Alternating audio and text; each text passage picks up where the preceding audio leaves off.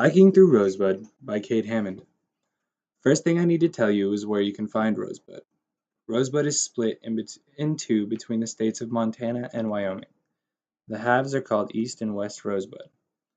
The hike is a 42-mile jaunt that feels almost straight up on one side and straight down on the other. If you have not been hiking before, I would recommend you start smaller. But personally, even though I felt like I was going to die by the time I got down the mountain, it was still the best hike I've ever been on. When you plan this hike, be sure to give yourself a good 5 or 6 days. I did it in 3, and I feel like I was shorted. Some supplies you want to bring are as follows. Clothing. You will need 3 pairs of pants, 3 shirts, 2 pairs of shorts, hiking shoes, sandals or flip-flops, and warm socks, not to mention a heavy and a light jacket. The peak is a much lower temperature than the base camp is. For food, make sure you pack enough for 3 meals a day that is light and easy to cook. You're also going to want to bring a butane stove. And obviously, you're going to need snacks high in protein. Nature Valley sweet and salty bars are my snack of choice, as well as that trail mix with the little M&Ms in it. Tools you're going to need to bring are 2 fishing poles, because if you're like me, you're going to break one hiking through the trees.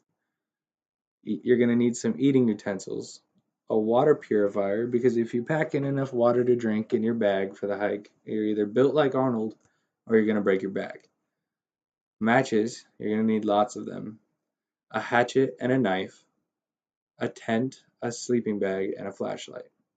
But in my opinion, the most important thing you can bring is a camera. This hike holds so much beauty in one trip that the pain and suffering your legs will give you will be worth it. But on to the good stuff now. Always park a car at both base camps to start, because trust me, when you get to the other side, you don't want to turn around and walk back.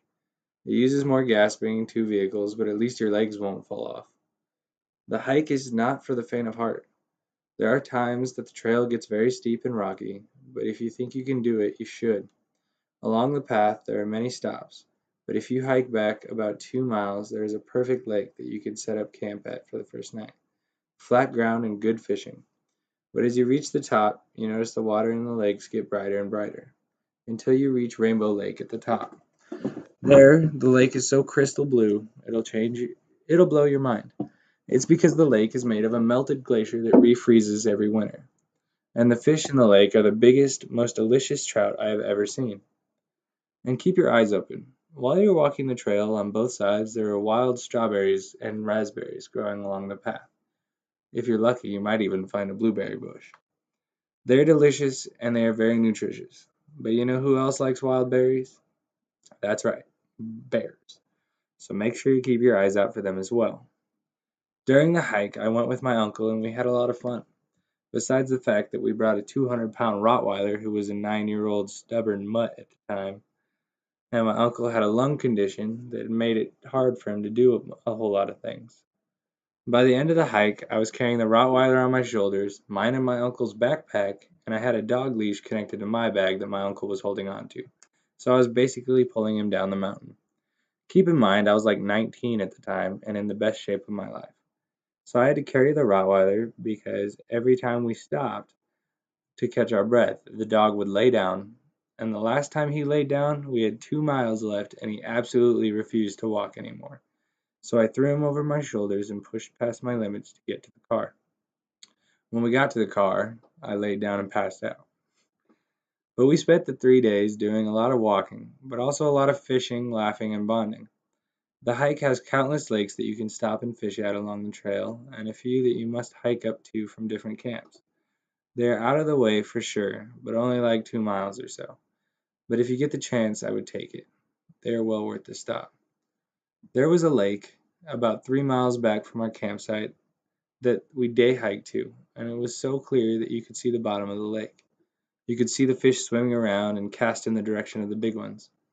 After we caught and cleaned the fish, we would wrap them in tin foil with a tablespoon of butter in them and covered in a mixture of lemon pepper and Bisquick. You set the tinfoil wrapped fish into the coals of your campfire and wait about 10 minutes. Then you flip the fish carefully and wait another 10 minutes. When you unwrap the tinfoil, the scales and skin should stick to the tinfoil and fall right off the meat. For some reason, the Bisquick makes the fish delightfully flaky, and the, and it, and the meat falls right off the bone, tasting amazing. One of my favorite memories of the hike was the worst thing that happened during it. We had taken my aunt's camera with us on the hike. It wasn't top of the line or anything, but it was definitely too pricey to bring with us.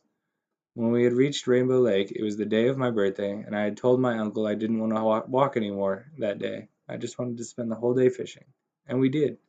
I caught a fish every time I cast back to back.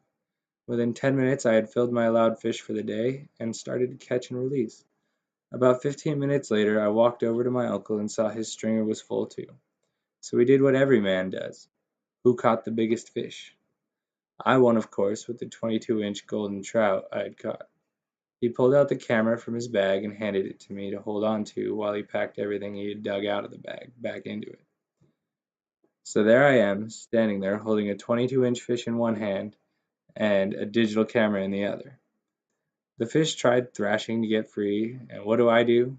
In all my wisdom, I drop the camera to catch the fish before he escapes. The camera lands right in the lake and disappears into the blue abyss, never to be seen again. Once my uncle realizes what I did, he hauls off and punched me in the arm and says, "Your aunt is going to murder me." I apologized over and over as we walked back to the camp with our fish in hand. Although altogether we had 5. We make it back to camp and cook the fish in complete silence. We ate in silence too. But after about 5 minutes, we were both full and laughing about the camera and the fish. The fish were so big, we gave the Rottweiler the 22-inch golden trout because we were stuffed. The dog finished his fish and was so full he passed out. It is still my fondest memory of my uncle. So in conclusion, I definitely recommend taking this hike. Life is too short to miss out on places as beautiful as this. And who knows, maybe you'll find my camera. Sometimes we just need to take some time out of the range of cell phone towers and social media and escape from the world of problems we face and the adversities we must overcome.